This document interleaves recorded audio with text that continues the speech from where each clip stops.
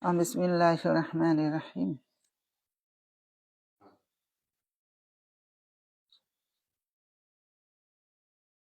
إذا فتح ตรงนั้นนะ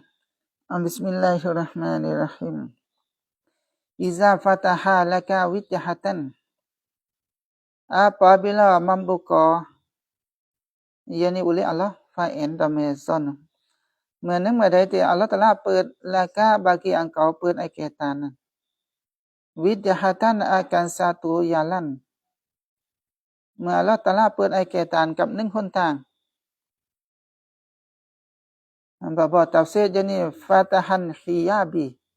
อัลเลาะห์เปิดฮิญาบฮิญาบคือสิ่งที่ฟังกันสิ่งที่ฟังกันไม่ทำให้เราเข้าถึงอัลเลาะห์ตะอาลานั่นบางทีอย่างริสกีได้ต่างๆกันคนเอาริสกีมาให้เราแต่เราไม่ได้มองไปว่าอัลเลาะห์ตะอาลาเป็นผู้ที่ให้เรามองว่ามนุษย์เราเป็นผู้ที่ให้กับเราหรือทำดีกับเราแล้วก็สร้างความเดือดร้อนให้กับเรา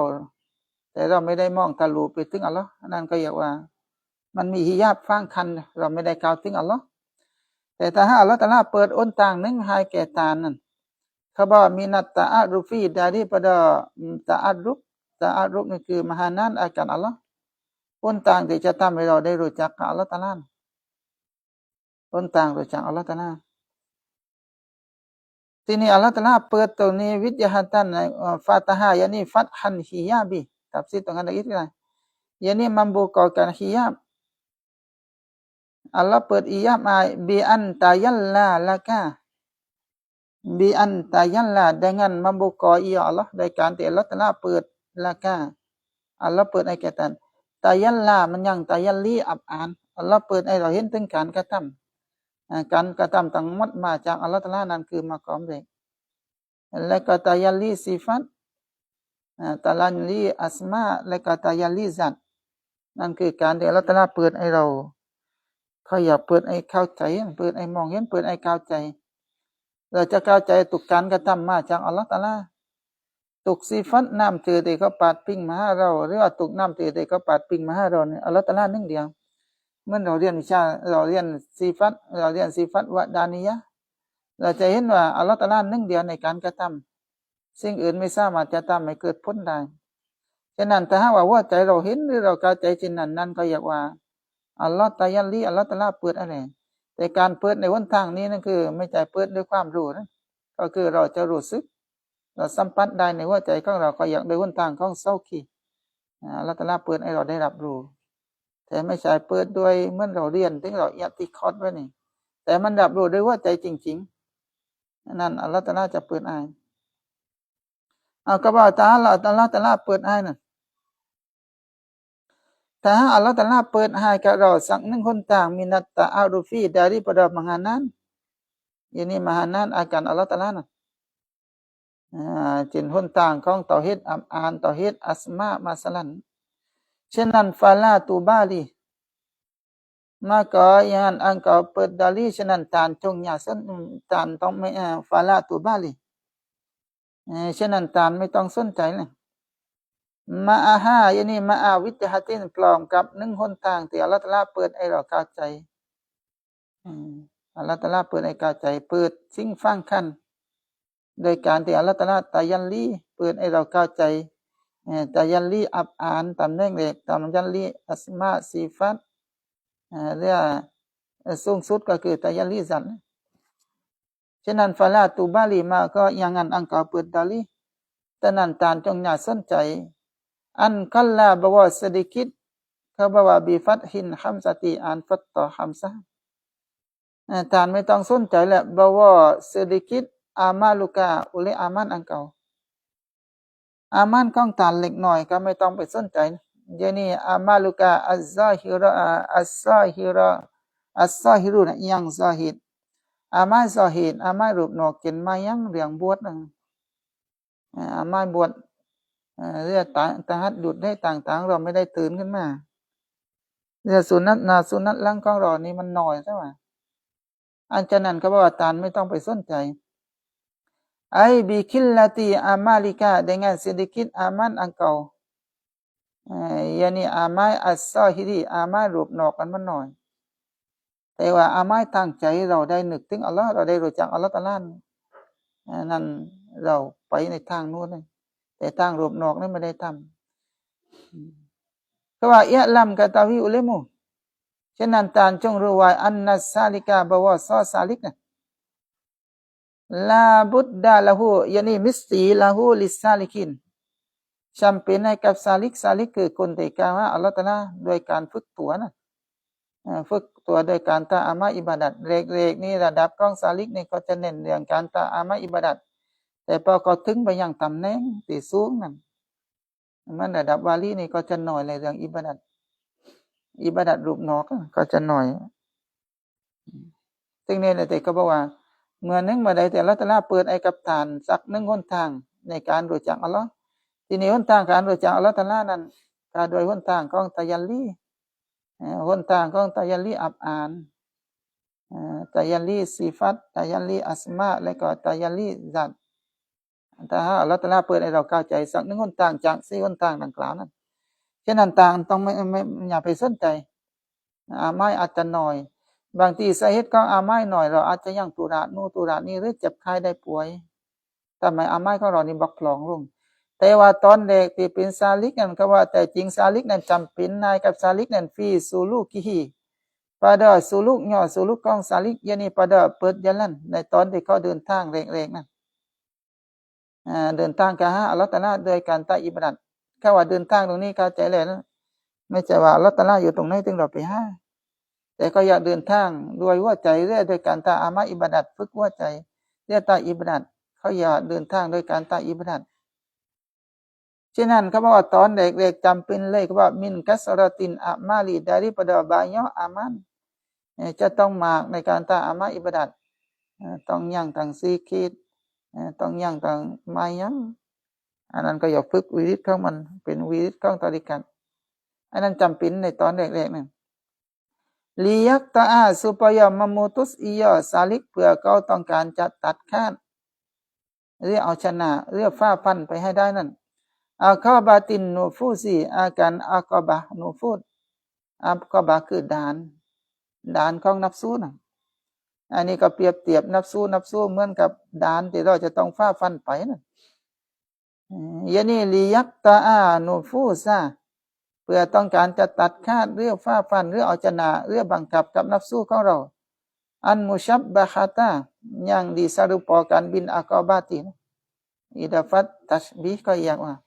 idafat musyabbah bi kepada musyabbah เปรียบเทียบนับซูเหมือนกับด่านที่เราจะต้องฟ้าฟันไปนั่น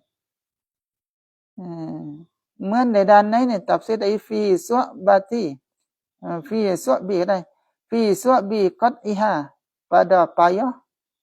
fi su'bi pada payah memutus akan dia akan akabat หรือนับซูนเหมือนกันในด้านที่ยากที่เราจะเอาชนะเรื่องฟ้าฟันมันได้นับซูแต่ละคันแต่ละสั้นนี่มันจะยังเป็นคันอยู่นับซูอัมมาเรื่องละวามะอะไรต่าง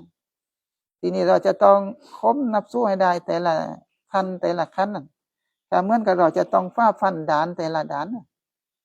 อันนี้ถึงทำเปลือกก็ว่าเราจะต้องทำอามาอิบาดัตให้มากๆนั่นตอนเด็กๆต้องนับสู้พยายามฝึกโดยการทำอามาอิบาดัตมากๆเพราะนับสู้มันจะอ่อนลงไอ้นั่นก็ว่าจำเป็นในตอนเด็กๆก้องซาลิกนั่นจะต้องทำอามาอิบาดัตให้มากๆเพื่อต้องการจะค้มนับสู้ให้ได้วายาซิลาอาตาเตยักตะอานันวายาซิลาอิลาฮัดรติรับบิดาน supaya sampai ia salik nih ila hadarati rabbi kepada hampir Tuhan ถึงไปยังการก้าวไกลจิตต่ออัลเลาะห์ตะอาลานะมานะฮัดดาระนี่ถ้าแปลตามศัพท์เราก็อย่า hampir อย่างนี้ฮะดีษอาตีก็คือหัวใจของเราระลึกถึงอัลเลาะห์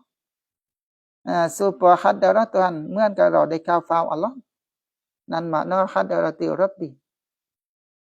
ก็คือเพื่อให้หัวใจของเราได้นึกถึงอัลเลาะห์อยู่ตลอดก็เหมือนกับเรานี่ได้กลายจิตนี่ได้ก้าวเฝ้ากับอัลเลาะห์เรียกฮะดีษ kepada Allah manaฮะดีษคือปรากฏตัวอยู่ที่อัลเลาะห์หรือกาวฟาวต่ออัลเลาะห์อันนี้จะต้องนี่ตอนเด็กๆนะก็ว่าจำเป็นจะต้องมากในการตะอามาอิบาดัตฉะนั้นฟาอิซาชาราอาฟินมุญาฮะดะตี maka apabila masuk ia salik dan fin mujahadati ยันนี่มุญาฮะดะตินนัฟซีฉะนั้นเมื่อสลิกเข้าไปในการมุญาฮะดะต่อสู้กับนัฟซูนั่นต่อสู้กับนัฟซูเมื่อเด็กๆเล็กเดียวบอกเลยว่าจำเป็นบนสลิกเนี่ยจะต้องฝึกตัวต้องพยายามให้มาเหมือนกับเรานี่การเด็กเรียนกันตรงนี้ต้องขยันต้องพยายามขึ้นเรียนพยายามต้องจำแต่พยายามไปสักปักนึงพลังอาจจะอ่อนก็ได้ฉะนั้นนี่ก็เหมือนกันตอนเด็กนี่สลิกนี่ก็พยายามฝึกตัวพยายามฝึกตัวต่อสู้กับนัฟซูวะตอลัดอะลัยฮินมุดดะตุนั่นdan panjang alaihi alan salik แต่ว่ามันได้ยาวนานบนสลิกนั้นอันมุดดะตุยะนี่มุดดะตุนมุญาฮะดะตีแต่เวลาของการฝึกตัวมันยาวนานมันมานอคือยังไม่ถึงไปยังอัลเลาะห์ตะอาลาทีถ้าอามาอิบาดัตเป็นปีๆแล้วเรียกพยายามเรียนหนังสือต้องจำหนังสือกัน10 ปีแล้วนี่ไม่อาเล่มทีอันนี้ลักษณะตัวนี้ลักษณะพวกนี้มันจะเกิดขึ้นสำหรับคนที่ว่าตามอามาอิบาดัตหรือซาลิกกันก็ต้องการฝึกตัวต้องการจะถึงไปอย่างอัลเลาะห์เพื่อต้องการจะเหยียบนับสู้แต่ว่าเอาแล่นับสู้ก็ยังแข็งแกร่งอยู่เหมือนเดิมเลยนะฉะนั้นเมื่อเราฝึกตัวหรือตาอามาอิบาดัตมากแต่ว่าเราไม่สามารถจะเหยียบนับสู้ได้รุบบะมากาซาลาterkadang maka terkadang kau bawa zakan ia nafsu zakan ia sinik ฉะนั้นบางทีก็จะรู้สึกขี้คลานอันบะดีอันว่าอินอิบาดะตินะบางทีก็จะรู้สึกขี้คิดzakan ia salik rubban maka salah maka terkadangขี้คิดia ก็จะรู้สึกว่าไม่ใช่ขี้คิดนะขี้เหนียวก็จะรู้สึกเบื่อหน่ายขี้คลานอันบะดีอันว่าอินอิบาดะติ daripada setengah daripada bagai-bagai ibadat จากบางส่วนของประเภทของอิบาดัตยะนี่อันฟิอลีบะดีอันว่าอินอิบาดะติก็จะรู้สึกขี้คลานหรือเบื่อหน่ายจากการที่จะทำอามาอิบาดัตดังกล่าวอันลินมัตตะลุกเขาจะรู้สึกขี้เกียจเนี่ยเบื่อจะสว่าในการที่จะทำเบื่อจนกระทั่งติงบางส่วนอันลินมัตตะลุกตินบางส่วนจากประเภทของอิบาดัตเมื่อก่อนอาจจะเคยบวชกระทำไม่นี่สุนัตนาสุนัตลังกระทำแต่พอเห็นทำแล้วเห็นกรรมเหมือนเดิมก็จะรู้สึกเบื่อมันจะเกิดกับคนที่ฝึกตัววันเอารอดีดานเอารอดอาตปฏิอิบาดาตินะและบรรดาประเภทของเอารอดก็คือวาริดนี่มันวิริดคืออามาที่เราทำเป็นประจำอามาที่เราทำเป็นประจำกินอามาของตอริกัตนั่นครูบอกให้สิกิตานั้นสิกิตานี่หรือว่าแล้วแต่เราอ่านหนังสือเหมือนที่เราอ่านกันทุกวันหนังสือสารวัตรมังไอ้นู่นไอ้นี่พอเราทำไปสักพักถ้าว่ามันไม่เกิดผลอะไรถึงเราจะรู้สึกเบื่อหรือสำหรับคนเรียนก็เหมือนกัน10 ปีแล้วไม่อาเล่มตีก็รู้สึกเบื่อขึ้นมาอัลลตีรุติบันยังดีติบกันอาการdia akan auratที่ตกเรียบเรียงขึ้นมาอะลัยฮิยะนี่อัลซาลิกตกเรียบเรียงเรือตกชายเรือครูให้เอาไปปฏิบัติเรียบเรียงเป็นขั้นตอนตื่นเช้าขึ้นมาต้องทำอะไรต้องทำนั้นต้องทำนี่ครูจะชายให้ทำนั่นอันดับแรกของซาลิกจะต้องฝึกตัวไปแต่พอทำไปสักพักนี่ทำไปแล้วถึงไม่เกิดผลจะรู้สึกเบื่อzakanขี้เกียจฉะนั้นฟายะซุลูมากอฮาเซนอินดาฮูdi sisinya di sisi salik นั้นฉะนั้นจึงปรากฏขึ้นมาในทัศนะของซาลิกนั้นก็บอกว่าชิดดาตุนฮัมมีbersengatan duka cita เขาจะเกิดความทุกข์ความไม่บายใจวันก็มีกับมะโนเดียวกันความทุกข์ในข้องกลางนาหรือข้องที่ผ่านมาก็จะเป็นทุกข์เราเรียนกัน10 ปีแล้ว10 ปีนี่ตอนนี้เราไปอยู่บ้านตามบุคคลเรียนโนกับครอบครัวไม่ขึ้นอ่านกุตตะบอลเลยก็ป้าไปกินนูรี่มั่งเราไม่ได้มาตามตาอีเกลียดเลยแค่นั้นไม่หันอยู่บ้านมายกปนอลาวกันบางคนไล่รูปแบบมันจะเป็นไว้นะเพราะว่า นั่นคือบททดสอบเหมือนกันบางทีเราพอตกทดสอบมาก็ไม่ยันรับไปยังเดี๋ยวคนก็เลิกไปเลยพอเลิกถึงรับไปอยู่บ้านนี่ก็จนไปกินนู่นนี่จะแต่งตัวตายอยู่ปนอกปกบ้านใส่เสื้อตัวพอรับไปอยู่ปนอกเรือไม่ปกบ้านเลยเรือจะทำตัวแบบใส่เสื้อเข้มกันอยู่แบบคนบ้านเลยแต่อย่าจะทำตัวแบบปกบ้านแต่อย่าต้องอ่านลูกอ๋อมั่งต้องโน้ปันนี่ปันนั้นมั่งซึ่งในคณะที่เราไม่ได้เราก็เลยเรื่องเปลี่ยนสภาพเตรียมสภาพตัวเองก็ไม่รู้เหมือนกันก็ยังเหมือนกันไปอันเพราะสาเหตุเพราะเราบางทีเพราะเราไม่ได้ถึงเราที่ไปโยข้างหน้าก็เราไม่มั่นใจถึงนี้เลยเราจะต้องฝึกไปพวกดูอ๋อโน่พวกดูอ๋อนี่เราจะต้องพุทธจะต้องทองไปถึงเราลำเรียนมาเป็น10 ปีแบบนี้10 ปีเลยถ้าบางคนได้บางคนก็ไม่ได้แต่ส่วนมากเลยเราไม่เต็มตีพอเราไม่เต็มตีถึงชาวบ้านเนี่ยจะพลักเราขึ้นไปถึงพอเราทราบว่าไม่มั่นใจเรื่องความกล้าไม่มีแค่เราแค่เริ่มเปลี่ยนสภาพเลยพยายามป้าตัวออกมาห่างจากสังคมที่ก็อยู่นะ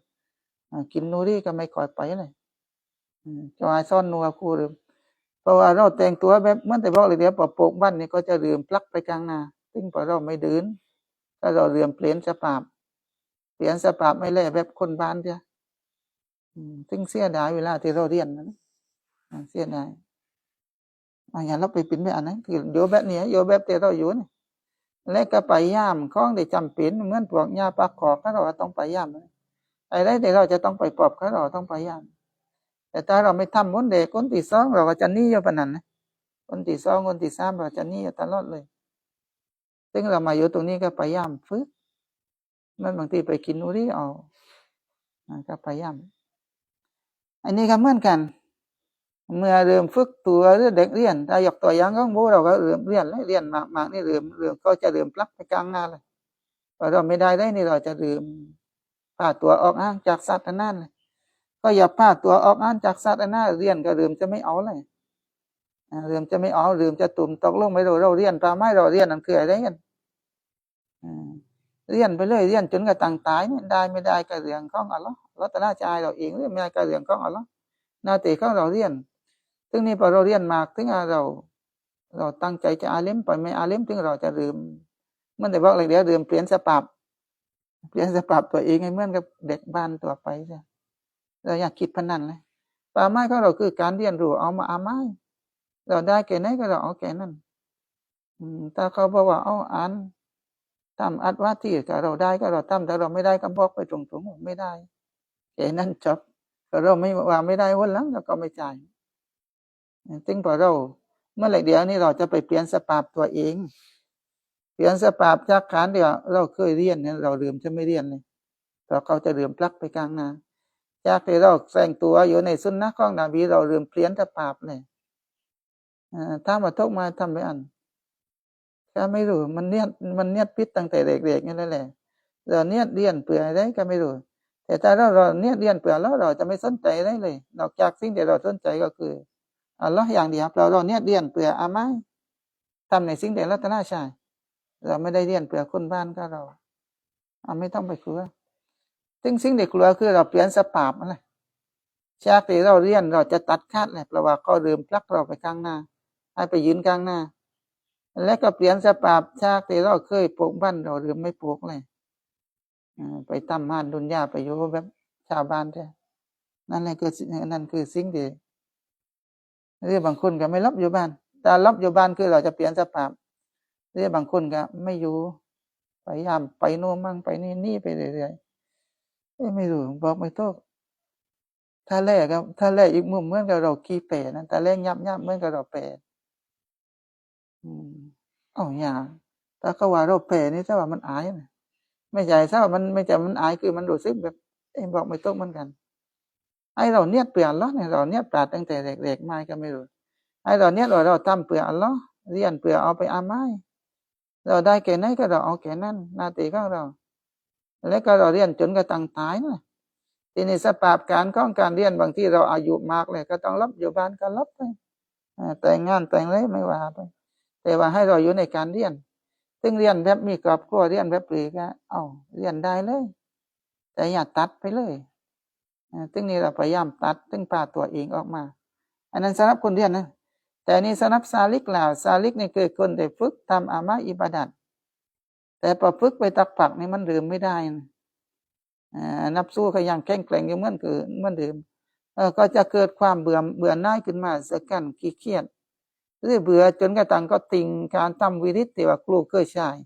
แต่ครูเคยมานรุตติบาลคือเรียบเรียงหรือใช้ก็ทำแต่ละวัน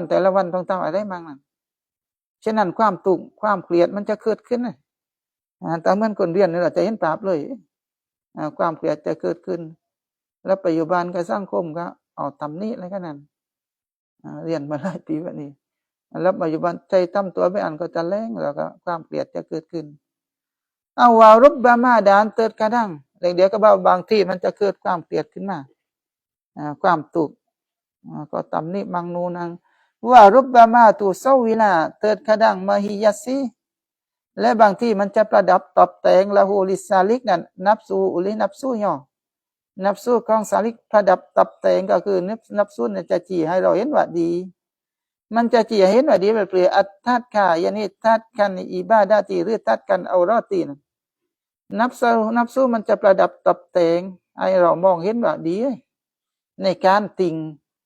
งการตามอิบาดัตหรือติ่งการเรียนไม่เรียนเลยก็เริ่มปลักไปกลางหน้าเลยแล้วปัจจุบันว่าไปทำมันจนกระทั่งเราตัดค่าต่างการเรียนของเราถึงแบบอันเห็นหลายคนนะหรือบางคนได้ความรู้ไปพอได้ความรู้ถึงไม่หันจ้อนหลานแล้วปัจจุบันได้ไปอิดซ่อนไปเลยไม่ต้องกลัวบอกว่าแต่เราซ่อนเล็บได้ก็ซ่อนไปถ้าเรามีความจำนานซ่อนบ้าได้ก็ซ่อนไปเลยก็ว่าซ่อนเด็กอ่านก็อ่านเราซ่อนได้อยู่แล้วปัจจุบันก็ให้เราซ่อนคนนอกไม่ได้ก็ไม่เรียนกันเราซ่อนล้านของเราใช่เรียกกุรุสัมปันได้ซ่อนได้ก็ซ่อนไปเรามันคือศาสนาต่างปีแต่ว่าเราจะตัดเลยนับสู้จะเห็นนับสู้เนี่ยจะปรับปรุงตัวเองเรื่องทำให้เราเห็นว่าการติงกันการติงเอารอดหรือติงการเรียนมันเห็นดีนั่นมันจะประดับตบแต่งหรือจะให้เราเห็นว่าการยึดหรือการเรียนหรือติงการตั้งวาริสนั่นเป็นสิ่งดีนั่นติงไปนั่นบินกุลลียติอย่างนั้นสักเลียนตาหรือติดทัดกันมันจะประดับตบแต่งหรือให้เราเห็นว่าการแต่ไม่ทำอิบาดัตการทำวิริตเรื่องการไม่เรียนเป็นสิ่งดีประดับตบแต่งให้เราติงเนี่ยบินกุลลียติอย่างนั้นสักเลียนติงจะตั้งหมดเลยจนกระทั่งเรายึดการเรียนหรือยึดการตั้งอิบาดัตเนี่ยมาเข้านี่ซาลิกสระตอกลากุวันซาลิกนั่นฟิกอดฮาซาลาอินดาหูsungguhnya telah hasil indahu di sisinya di sisi salik ซาลิกแต่ในขณะที่สภาพการของซาลิกนั้นมันได้รับแหล่ให้แก่เขานั้นเน่าอ่อนซาตูบาไก่ประเภทหนึ่งมินมะริกตินละประเภทหนึ่งหรือหนต่างหนึ่งจากการรู้จักกับอัลลอฮฺตะอาลาเหล็กเดียวนี่ถ้าเราบอกเลยว่าถ้าว่าเราได้คนต่างหนึ่งจากการรู้จักอัลลอฮฺตะอาลาเหมือนกับเตาฮีดอับอันถ้าเราเรียนเราจะเห็นเลยในว่าใจเราว่าทุกการกระทำมาจากอัลลอฮฺตะอาลาแต่มันไม่ได้ไปตึงคันที่สูงสุดเรื่องถ้าเราเรียนหนังสือก็เราได้ก็สอนเด็กกุรุสัมพันธ์เนาะก็สอนในอ่านเล็บบาตาซาเนี่ยเราสอนได้เลยแต่เรากลับไปตัดหมดเลยถึงเหมือนเรื่องคำนั้นที่บอกว่าบททดสอบที่เราต้องเจอบางทีพอไปถึงก็ให้อ่านดูอ่อนซึ่งเราทำไม่ได้เราก็ซึ่งอายเราก็เลยป้าตัวเองออกมาโนรีเราหรือไม่ไปเนี่ยอะไรแต่เป็นสังคมแต่ประโยชน์ตรงนั้นนั่นแต่เป็นศาสนานั้นเราต้องไปแต่เราจะไม่ไปเราจะป้าตัวเองออกมาส่วนมากมันจะเป็นไว้อันเราไปปั๊บต้องดูอ๋อมังต้องไอ้นู่นต้องไอ้นี่มังแล้วต่อไปก็คือไปลังไปลังแล้วก็ไปยอบโยกลางลังให้โยกลางนะบีบอกว่าตั้งซ้ายกลางดีที่สุดเลยเราไม่ต้องป้าตัวเองแบบว่าบางคนในเสนอตัวเองไปเนื้อตัวเองอยู่กลางนั้นอย่าไอ้ก็จ่ายตำนั่นตำนี่นั่นก็อย่างอีกแบบนึงเหมือนกันแต่บางคนก็ยับอยู่กลางอยู่หายเลยก็จ่ายขึ้นก็ดอกขึ้นก็ไม่จ่ายก็นั่งเฉยบายไปละไม่รู้เลยบอกไม่ตกเหมือนกันแต่ว่าลองเล่นแต่เรามีความรู้มาแล้ว เรียกเราได้ความรู้มาเลยถ้าเราพยายามอย่าตัดกลัวอย่างเดียวคือเราตัดความรู้ไปเลยเราตัดเราป้าตัวเองจะเขาอย่าออกจากวงการเรียนการสอนไปเราไม่เข้าแข่เลยนั่นคือบททดสอบเหมือนกันบททดสอบมันแต่บอกเลยเดี๋ยวแต่รับปัจจุบันก็เราจะเปลี่ยนตัวเองใช่เป็นเหมือนกับคนบ้านเลยเรียกบางคนก็ไม่รับบ้านก็ไปอยู่ที่อื่นใช่เรียกอยู่ปนอกกันตลอดในขณะที่มุสลิมบอกว่าลองกินแลดีแต่ว่าเราตะลาเปิดไอ้ดอกกับอ้นต่างนึงในการดูจักอัลลอฮ์แลแค่บอกเลยเดียวฟาลาตุบาลีเราไม่ต้องไปสนใจถึงแม้ว่าอามาอิบาดัดของเราจะไม่มากก็แล้วแต่เราตาอามาอิบาดัดไม่มากฉะนั้นฟาอัชดะฮูชัยกูรอดิยัลลอฮ์อันฮูนะอันนั้นมุสลิมเตือนนะว่ามันจะเกิดสภาพการตัวนี้ขึ้นมาสภาพการที่พอเราทำอามาอิบาดัดถึงเราไปไม่ถึงปาไม้เราจะรู้สึกเบื่อนับสู้ก็เลยมันนับสู้นี่จะมาย้อนนะย้อนให้เราติ่งใช่หรือถ้าเป็นคนเรียนครับพอเราไปไม่ถึงปาไม้เริ่มจะเลิกเลยแต่ในขณะที่ว่าปาไม้การเรียนจริงๆคือมันเป็นนบีหวานเราเรียนตั้งแต่อยู่ในเปรจนกระทั่งถึงลุงความซ้อนนั่นคือหน้าที่ของเราแต่ตอนนี้เราทำตามแต่สิ่งที่อัลเลาะห์ตะอาลาใช้ไอ้เรื่องอาเลมไม่อาเลมมันคือรางวัลที่อัลเลาะห์ให้กับเราถ้าเราเรียนแล้วเราอาเลมมันคือเป็นเนียมัตที่อัลเลาะห์ตะอาลาให้ตึงเราเรียนเนี่ยต้องการจะเอาความรู้ไปอามัยอามัยส่วนตัวแต่ถ้าเราอามัยส่วนตัวแต่ถ้าเรารู้ก็เราบอกก็เข้าใจบอกด้วยแต่ถ้าเราบอกไม่ได้ก็ไม่รู้ทำหรือเลยก็เราอ่านดูออกไม่ได้ทำอัดว่าไม่ได้ก็ไม่รู้ทำหรือเหมือนกันก็เราแค่นั้นเลยก็จิตใจก็เราบอกว่าเราไม่ได้ก็มันก็แก่ไม่ได้นะว่าไม่ใช่มันเรื่องยากที่แกเราบอกก็ว่าเราไม่ได้ก็จบแต่นี่เราตุ่มไปเลยเราไม่ก้าวแก่ก็เราพยายามวิ่งหนีก็พยายามวิ่งหนีจนกระทั่งนั้นก็เอาไปเล่นทำนี่พอทำนี่เราก็เริ่มเครียดแล้วกันมันจะเป็นแบบนั้นแล้วเมื่อเรารู้ก็เราตองบอกดูอ๋อนั่นตองตรงนี้ที่ว่ามันเป็นก็อย่างหญ้าปักกอกอันนี้จะตึงเวลานี่เมารถก็ต้องซ้อมเวลาแต่เดี๋ยวก็เราต้องไปลาวก็มาห้ามพวกเราเนี่ยนะห้ามพวกเราแต่บ้านเรานี่น่าอ่านเลยแม่ละร้อยอ๋อคนนกกันบ้านเราพยายามแล่แล้วแล่สันดีกันแล้วจังนี่ฟาอัชดะอัลมุสนับบอกเปลี่ยนฟาตะฟาอัชดะฮุชัยกูรอดิยัลลอฮ์อันฮูอิลาอันฮูmaka isyarat menunjuk asyada menunjuk akan dia akan salikkan Asy-Syaikh radhiyallahu anhu ฉะนั้นเชคต้องการจะชี้แนะกับซาลิกรอดิยัลลอฮุอันฮุก็อัลเลาะห์ตะอาลาจงเรดด้วยต้องการจะชี้แนะอิลาอันฮุ kepada bahwasanya salik kan iza fataha lahu apabila membuka ia Allah lahu lisalikวิทยาทัน akan satu jalan ต้องการจะชี้แนะว่าเมื่อนึงมาได้แต่อัลเลาะห์ตะอาลาเปิดให้กับอนต่างนึงมินัตตะอารุฟีdaripada makrifah ta'aruf คือ jalan mahanan akan Allah อนต่างการรู้จักอัลเลาะห์ตะอาลานั้นเมื่ออัลเลาะห์ตะอาลาเปิดให้เรารู้จักสักคนทางเดี๋ยวบอกเลยไปคนต่างของตะยัลลีอับอานsifat และก็อัสมาและก็คนต่างของซัตนั้นตะยัลลีซัตนออันนี่ตัฟซีรมานอวิทยาทันแต่อัลเลาะห์ตะอาลาให้เปิดนออันakan satu bagai minan ma'rifati yakni ma'rifatillah สักประเภทหนึ่งจากการรู้จักอัลเลาะห์ตะอาลามะริฟาติyakni ma'rifatillah นั้นกะอันอาราฟานี่ตัสวีรกะอันอาราฟาseperti bahwa mahanan ia ya salik chen Allah Taala เปิดไอ้ซาลิกได้รู้จักบีตอรีกิซากีdengan jalan zuk โดยคนต่างของซุกคนต่างซุกนี่คือเราสัมผัสแบบรู้ได้ในหัวใจไม่ใช่คนต่างของการรู้แบบเรานั่งเรียนนั่นเมื่อเราเรียนวิชาอาเกกัดแบบนี้เราเข้าใจเตาฮิดอับอานคืออะไรเตาฮิดอัสมาคืออะไรแต่เรารู้สึกในหัวใจจริงๆ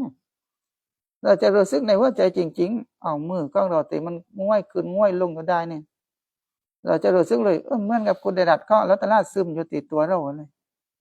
แต่ถ้าคุณได้รัดก็อัลเลาะห์ตะอาลาไม่ง่วยมือง่วยตีนเราง่วยก็เราไม่สามารถจะง่วยได้เรารู้สึกในหัวใจจริงๆ เขาว่าสุขก็คือเขาอยากได้ลิ้มรสหรือได้สัมผัสมันก็บอกว่าลูกเรียนเรียนได้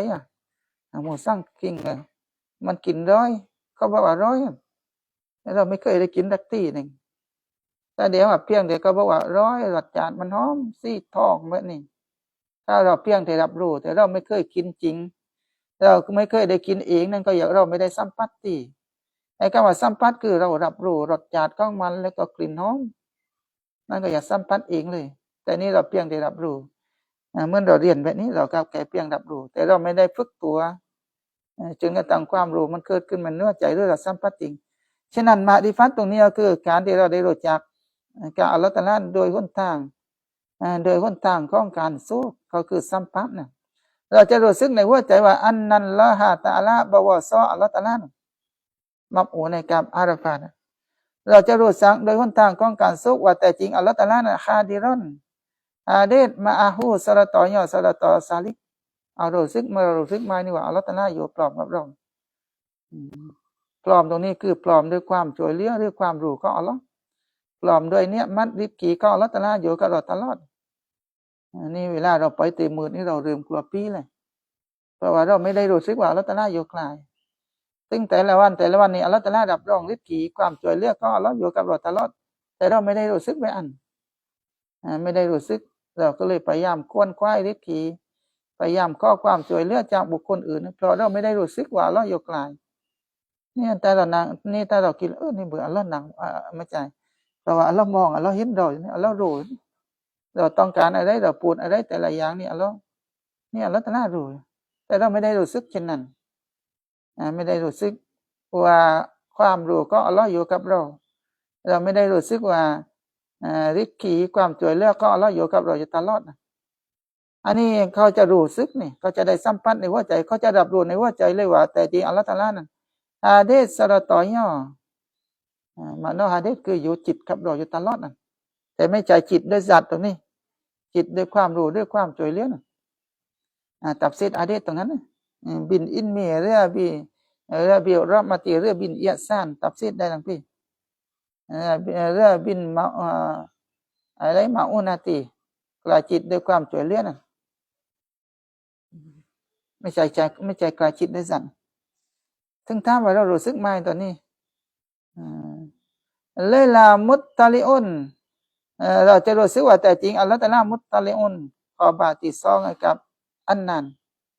nampak ala halihi atas kelakuannya kelakuan salik เราจะรู้สึกว่าอัลลอฮฺตะอาลาเห็นสภาพการของเรานั่งเราเดินเราทำไรแล้วว่าเราอยู่ในห้องคนเดียวนั้นแค่ปานอนในห้องตีหรือว่าอยู่แบบแต่อยู่ต่อหน้าคนหมากเรียบร้อยแต่อยู่ในห้องอยู่เรียบกลิ้งอยู่แบบไม่มีมารยาทเพราะว่าสาเหตุใดเพราะเราไม่ได้รู้สึกว่าอัลลอฮ์เห็นเราอย่างเรื่องมาลาอิกะฮ์นี่จะอยู่กับเราอยู่ตลอดเวลาเราทำความชั่วได้เราไม่ได้รู้สึกว่ามาลาอิกะฮ์อยู่กับเราซึ่งนั่นแหละแสดงว่านี่คือหนทางของการสู้กันก็จะรู้สึกเราจะรู้สึกว่ามาลาอิกะฮ์อยู่กับเราตลอดอัลลอฮฺตะอาลาเห็นเราอยู่ตลอดแต่เราไม่ได้รู้สึกไปเพราะเราอยู่คนเดียวการนิสัยที่ว่าสังเกตแล้วเวลาเราอยู่ต่อหน้าคนนี้เราจะเรียบร้อยแต่พอไปอยู่คนเดียวมันจะอยู่อีกแบบเพราะว่าเราไม่ได้รู้สึกล่ะฉะนั้นตรงนี้ลองไปคิดแล้วที่เรารู้สึกแบบนี้ไหมถ้าเรารู้สึกแบบนี้นั่นแสดงว่าเป็นหนทางนึงแต่อัลเลาะห์ตะอาลาเปิดให้เราได้สัมผัสหรือเราได้รู้สึกเราจะรู้สึกอยู่ตลอดแต่ถ้าว่าความรู้มันจะไปอีกแบบนะเราเพียงแต่รู้ว่าอัลเลาะห์ตะอาลาเห็นเรารู้ว่าอัลเลาะห์ตะอาลาอยู่พร้อมกับเราตลอดแต่ว่าหัวใจมันไม่ได้ลึกซึ้งก็อยากมันไม่ได้โซกหรือวิจารณ์ตัวนั้นเอาอาราฟาเอาพยายามลองรับไปตรวจสอบเลยว่าเราจะรู้สึกแบบมันรู้สึกจริงๆไม่ใช่รู้สึกด้วยความรู้เอาอาราฟาอาตัวกานันอาตาติอาราฟาเรียกว่ากานันอียอซาลิกนั่นเขาจะรับรู้นั้นโดยหนทางของเศร้าคอนเหมือนกันหนทางของการสู้นั่นสู้คือสัมผัสจริงหัวใจจะรู้สึกจริงไม่ใช่รู้สึกด้วยความรู้นั่นก็จะรู้สึกว่าอันนะฮูบะวะซอยอฮาลุนวะชันไม่รอยก็จะรู้สึกว่าลาฟาอิลาตีดอยังมันเปิดบทตีดอยานิดยังมันเปิดบทไม่มีชนิดข้องปูติกระทำติแต่จริงนั่นปูติทำให้เกิดผลสำเร็จติแต่จริงอิลลัลลอฮุมาเล่นกันอัลลอฮ์เมื่อเราง่วยตีนเราทำนั่นทำนี่นั่น เรียนนายขอทำดีกับเราจะรู้สึกว่าไม่ใจนายขอที่ทำดีแต่เราจะรู้สึกว่าผู้ที่กระทำที่แท้จริงก็คืออัลลอฮ์ดลใจให้เขาเอาข้อมาให้เราอัลลอฮ์ดลใจให้เขาง่วยมือง่วยตีนเอาข้อมาให้กับเราถ้าเรารู้สึกว่าผู้ที่ให้ที่แท้จริงเกินรู้สึกนั่นมันจะติดอยู่ในหัวใจนั่นไม่ใจรับรู้ถ้ารับรู้นั่นคือรับรู้แก่หัวใจรบนอกเกิดจากความรู้ของเรารู้หรือว่าฤทธิ์กีแต่ก็เอามาให้กับเรานี่หลกหมายเต็มไปหมดตอนนี้เรารู้ว่ามาจากอัลลอฮ์ตะอาลาอัลลอฮ์ดลใจก็เอามาให้กับเราถ้าเรารู้อยู่แต่รู้แบบซุกก็คือมันติดในหัวใจมันซึมอยู่ในหัวใจแหละเหมือนกับเราอ่านฟาติฮะห์นั่นนะปันปรีน่าจะไม่ลืมนะเพราะว่ามันติดอยู่เลยฉะนั้นความรู้สึกตัวนี้มันจะติดอยู่ในหัวใจมันจะซึมไปลงที่คอนก็อยากคอนบึงของหัวใจส้นหรือของหัวใจนะนั่นแหละแต่ก็บอกอีมานมันจะยังกระซอกมันยังอีมานแบบเอียติกอดแต่เราเอียติกอดเหมือนตรงนี้เราเอียติกอดไม่มีผู้กระทำเป็นแต่อัลลอฮฺตะอาลาฉะนั้นการอีมานที่เกิดจากเอียติกอดมันจะหายไปอยู่เลยมันเกิดจากความรู้เรื่องเราเรียนซีฟัตวูญูดเราเห็นหลักฐานที่เนี่ยตึงการยังก็อัลลอฮฺตะอาลาเราก็เอียติกอดว่าอัลลอฮฺตะอาลายังเรื่องเรามองภูเขาต้นไม้เมฆลอยอยู่ได้โดยที่ไม่มีเสานั่นเราก็รู้สึกเรารู้ว่าอัลลอฮ์มีความสามารถมีสิฟัตกุฎนัตมันเป็นแก่เพียงการอิยติกอดเราอิยติกอดอัลลอฮ์ตะอาลามีความสามารถอัลลอฮ์ตะอาลายังแต่ว่ามันไม่ได้ซึมไปในหัวใจก็อย่าอีมานประเภทอิยติกอดีแต่ว่าอีมานประเภทเศร้าขี้คืออีมานที่มันซึมไปในหัวใจมันติดอยู่ตลอดเลยมันจะไม่หายเลยมันตอนที่มาลากัดมาตามในวันโนกามันไม่หายเลยแต่อีมานตัวนั้นยังแต่ถ้าอีมานแก่อิยติกอดตัวนั้นน่ากลัวอยู่เลยซึ่งนี้เราเรียนวิชาแก้การหรือวิชาตัสวุบนะเราจะมาว่าไม่มีผู้ที่กระทำเป็นแต่อัลลอฮฺตะอาลานะ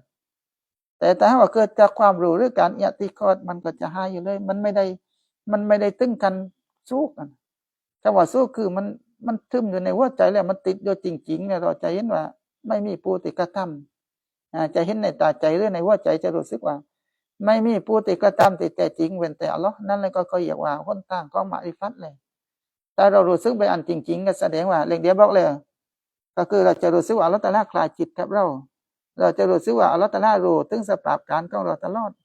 หรือเราจะรู้สึกว่าไม่มีผู้ที่กระทำเป็นแต่อัลลอฮ์ตะอาลาหนึ่งเดียวนั่นแสดงว่าเราได้หนทางหนึ่งของเขาอยากได้วิทยาต้นมินัตตารูฟีเลยฉะนั้นเมื่อเราได้หนทางดังกล่าวก็แสดงว่าไม่ต้องกลัวเลยเราตาอามาอิบาดัตไม่มากก็ไม่ต้องกลัวซึ่งเดี๋ยวบอกเลยว่าสาเหตุของการที่อามาอิบาดัตหลดนั้นอาจจะต้องอยู่กับสังคมอาจจะต้องเจ็บไข้ได้ป่วยหรืออะไรก็แล้วแต่เป็นสาเหตุในกตาอามาอิบาดัตไม่ได้ขึ้นมาบิอันฮาซาลานี่ตัสวิตเวติลาฟาอิลาอิลลัลลอฮ์แต่บอกว่าเขาจะรู้สึกในหัวใจยานี่ว่าซาลิกัสเซาคูนอันนะฮูลาฟาอิลาจนกระทั่งสุนัตมุซาวรุนบิอันฮาซาลาdengan bahwa hasil lahu lisalikanด้วยแต่จริงจะปรากฏจัดให้แก่ซาลิกตายันลินอับอาลีในฟาเอในกับอาสลันตายันลายตันลันยาตาลันตายันลียันมัดดาดก็มันด้วยการที่ปรากฏจัดให้แก่เขานั่นคือตายันลีอับอานยานี่กาบอกว่าก็อยากกาบุกอันเปิดบทกันอัลลอฮฺตะอาลาเปิดอายินถึงการกระทำของอัลลอฮฺว่าอัลลอฮฺหนึ่งเดียวก็อย่าตายันลีอับอานก็คืออัลลอฮฺตะอาลาเปิดให้เข้าใจว่า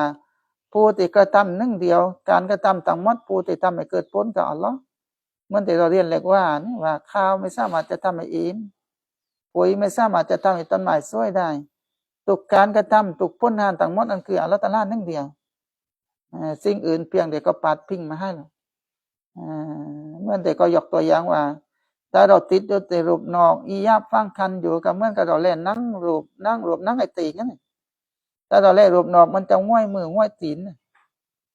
มันยังเสียงเล่งออกมาทำให้เราเห็นภาพเลยเราหัวเราะสนุกสนานกับมัน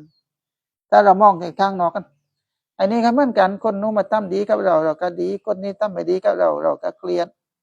เพราะเรามองกับรูปนอกแต่ถ้าเรามองไอ้ตาลูจอนั่งไปนั่นเราจะเห็นว่านายนั่งกันจืดรูปนั่งแหงอยู่กลางหลังนั่งแหงซึ่งไม่มีจิตวิญญาณไม่มีความรู้สึกอะไรเลยแต่เรานี่มองก็แก่รูปนอกก็อย่ายั่งคว้าก็อย่ายั่งมานคันอยู่ เรือจอนังมันคันในเราข้าวไม่ถึงนายนังฉะนั้นนี่ก็เหมือนกันถ้าอัลลอฮฺตะอาลาเปิดให้นั่นเปิดอียาบให้นั่นการเดอัลลอฮฺตะอาลาเปิดอียาบนั่นก็อยากตะยันลีอับอานเราจะเห็นว่าการกระทำต่างหมดก็คืออัลลอฮฺตะอาลานั่นเดียว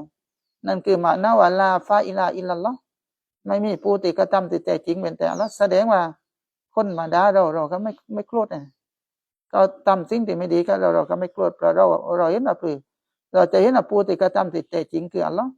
ถ้าเราโกรธก็คือเราโกรธอัลลอฮ์ไม่ถึงเราโกรธอัลลอฮ์ฉะนั้นเขาจะไม่โกรธเลยแต่พอเราเหมือนสภาพการแต่ละวันนี่แต่เรารู้สึกโกรธรู้สึกดีใจเหตุการณ์ที่มันเกิดขึ้นกับเรานั้นเพราะว่าเรายังไม่ตายันลีอับอานตีนเพราะถ้าเราตายันลีอัลลอฮ์ตะอาลาเปิดให้เราจริงๆไม่ใช่ด้วยความรู้ความรู้บอกเลยมันจะหายนะพอเรามาคิดทักปากเอากับมันบายใจขึ้นมาแล้วแต่นี่มันอยู่ตลอดเลยนั่นก็ว่าตาอัดรูปเลยเดี๋ยวนี้มันอยู่ตลอดมันติดเอาหัวใจของเรา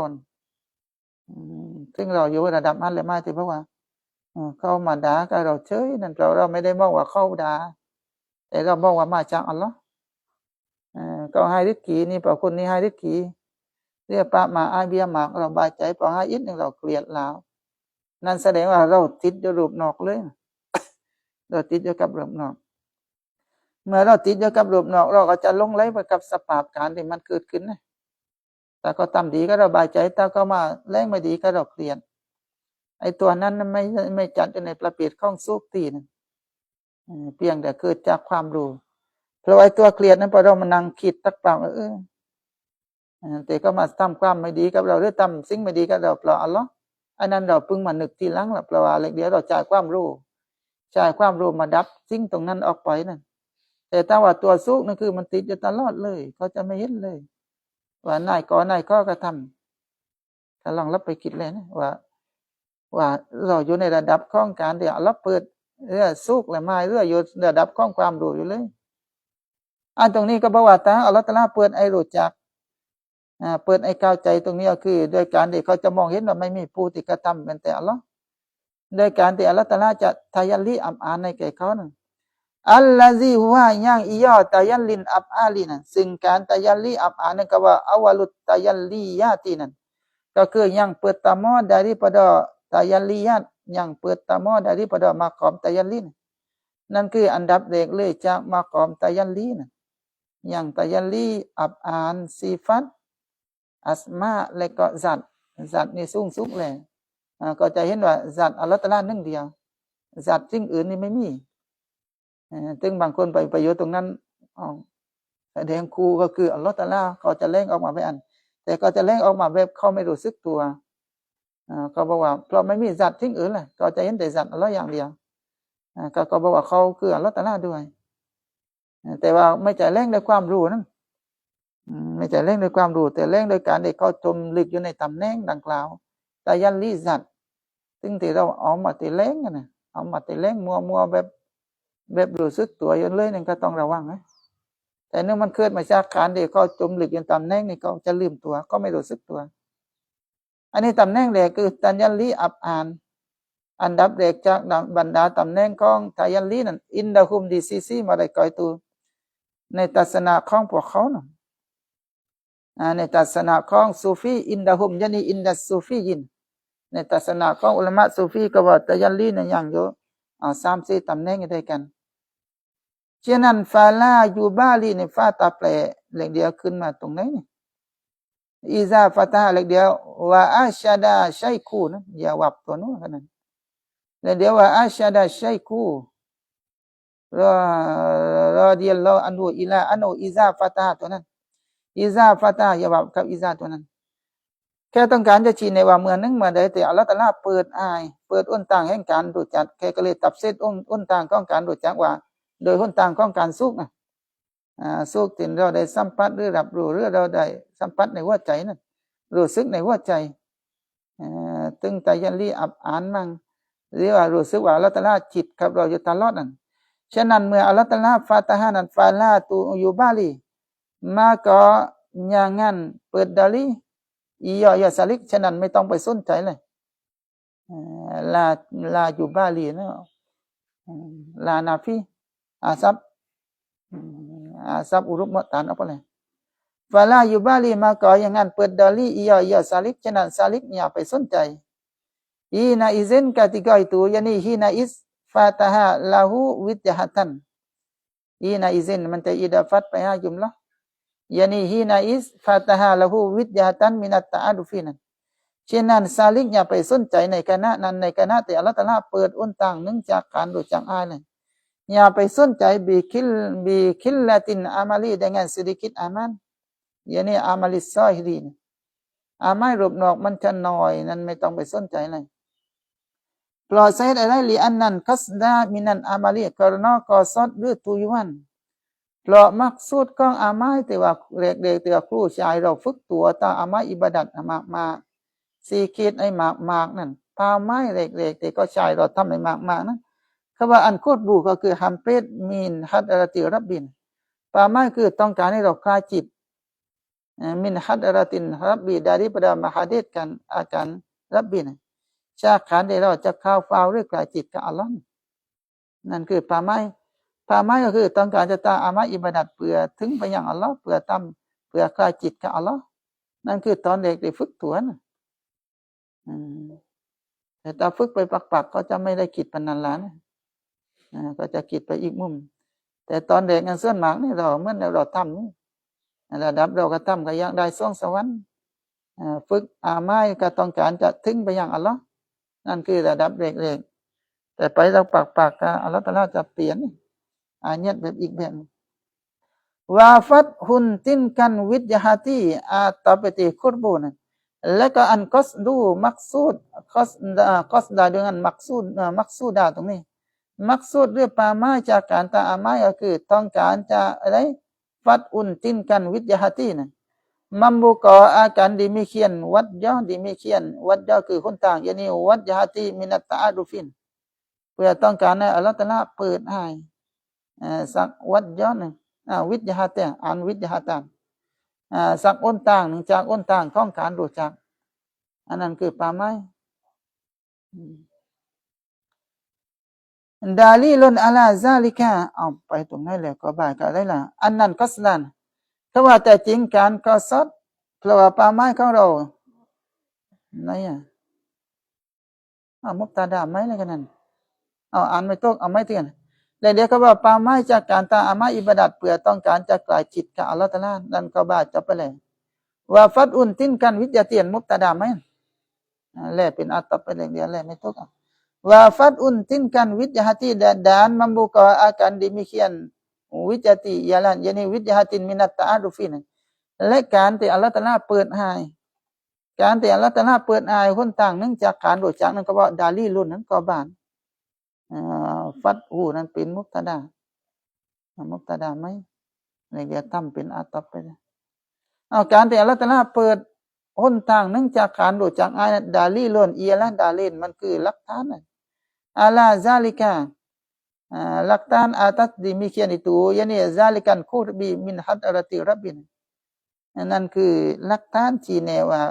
เราได้ใกล้จิตกับอัลเลาะห์ตะอาลาแล้วสิ่งเหล่านี้ที่พยายามฝึกตัวคือเพื่อต้องการใจถึงไปยังอัลเลาะห์ทีนี้การที่อัลเลาะห์ตะอาลาเปิดให้เรามาริฟัตนั่นคือหนทางที่เราถึงแล้วว่าอาลาอันนะฮูดานอาตัสบะวะซอยอาตัติอาลาซาลิกะยานีดาลีลุนอาลาอันนะฮูยาดียาลินอาตัสบะวะซอยซาลิกนั้น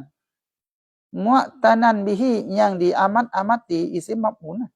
ก็คือผู้ที่ตกเอาใจใส่แล้วบิฮิยานีบินคุรบีนะผู้ที่ตกเอาใจใส่ยังดีอามัตติจากอัลเลาะห์ตะอาลาเอาใจใส่ให้เขาได้ใกล้จิตกับอัลเลาะห์ตะอาลาเลยอัลเลาะห์ตะอาลาหยอกนะว่าอันนะฮูต่อไปตรงไหนล่ะอาตาติอันนะฮูมุอตะนันยานีดาลีลุนอาลาอันนะฮูต่อไปนี้อาตาติอันนะฮูมุอตะนันและเป็นหลักฐานชี้แนะลาว่าแต่จริงซาลิกนั้นซายาซิรุซาลากียาดีละอียซาลิกนั้นต่อไปเขาจะได้เป็นมินอะฮลีวุดดิฮีdaripada ahli kasihnya kasih Allah นะก็จะจัดอยู่ในอาลีเรียกกลุ่มคนที่อัลเลาะห์ตะอาลารักนะแต่อัลเลาะห์ตะอาลาเปิดตัวนั้นให้เราแล้วเปิดอุนต่างของการรู้จักนะเปิดอุนต่างของการรู้จักโดยการซุกอันระวังให้ดีตรงนั้นต้องจับจุดให้ดีเราจะรู้สึกนะ ทีนี้ก็ว่าบางทีสาเหตุของอามาอิบาดัตที่มันหลดมากมันก็อย่างสาเหตุเหมือนกันแต่เขาบอกว่าให้เรารู้ว่านั่นคือเราเปิดอะไรว่าก็ตาคูนูดานเติร์ดกระดังอันนี้ก็จะบอกนะว่าก็ตาคูนูดานเติร์ดกระดังอาดาละคิลละตุนอามาลีนั่นและบางทีสาเหตุที่ว่าอามายมันน้อยนั่นterkadang adalah sedikit amal sahih dan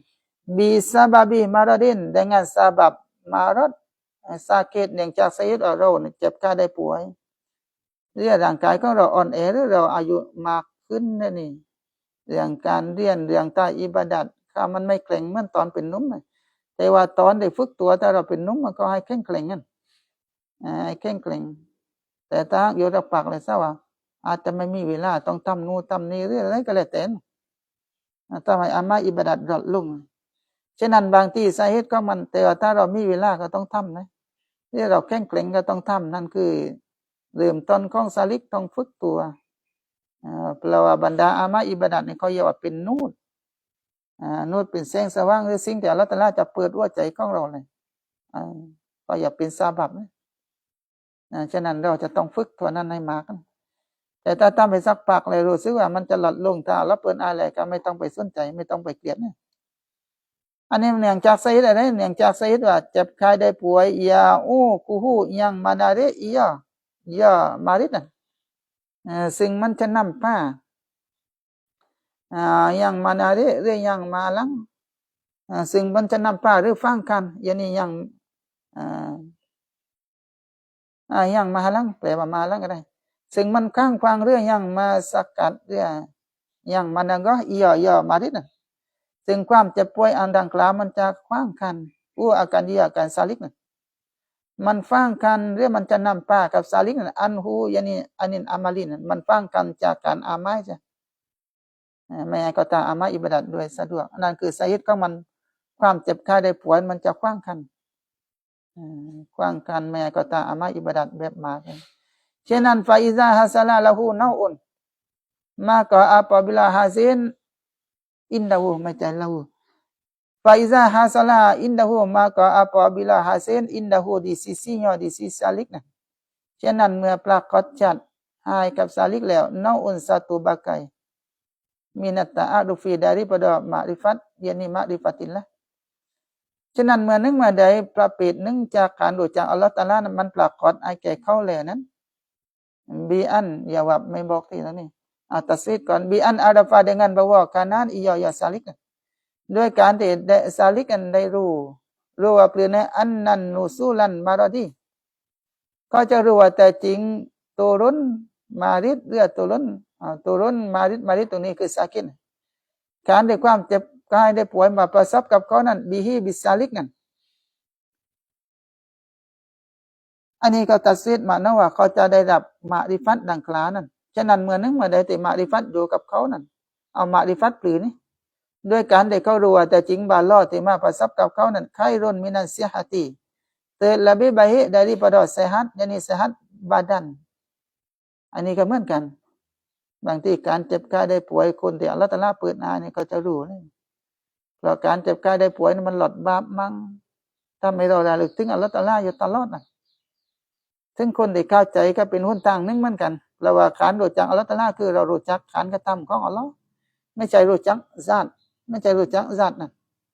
แต่เรารู้จักการกระทำของอัลเลาะห์เราได้เข้าใจว่านี่คือการกระทำของอัลเลาะห์มันมีฮิกมัตซอยในความเจ็บไข้ได้ป่วยนะอัลเลาะห์เปิดให้เขาเข้าใจ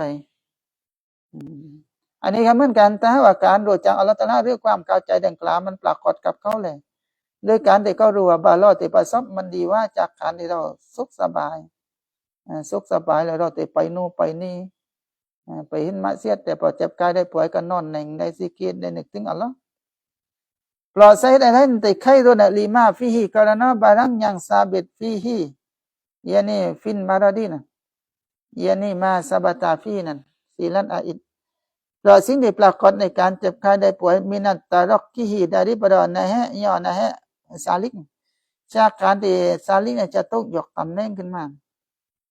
ตารอกกิซาลิกต้องยกตำแหน่งหรือต้องยกความคิดกันหน่อยตัดเสร็จได้ต้องยกตำแหน่งหรือต้องยกความคิดเล็กเดียวก็จะคิดว่าอะไรเล็กเดียวนี่คือแต่ว่าเรา เมื่อเราสังเกตเลยถ้าเราไปอยู่กับสังคมนี่เราไม่ได้คิดเลยนะคิดแต่เรื่องโน้นคิดเรื่องนี้แต่พอเราอยู่คนเดียวเราจะได้คิดถึงอัลลอฮ์อันนี้ก็เหมือนกันพอร่างกายแข็งแรงก็เดินไปตัวไปนั่งปากตรงโน้นปากตรงนี้พอเจ็บไข้ได้ป่วยก็คือได้นอนคิดถึงอัลลอฮ์นั่นก็อย่าตกยกนะตกยกตำแหน่งหรือตกยกความคิดเลยอันนี้ความดีของการที่เราเจ็บไข้ได้ป่วยก็มีเหมือนกันดีว่าร่างกายที่สุขสบายรอได้นี่ก็ว่าลิมาฟิฮิมินัตตารักกีdaripada nasihatnya yakni nasihat pandangan จากการที่ความคิดของเขานี่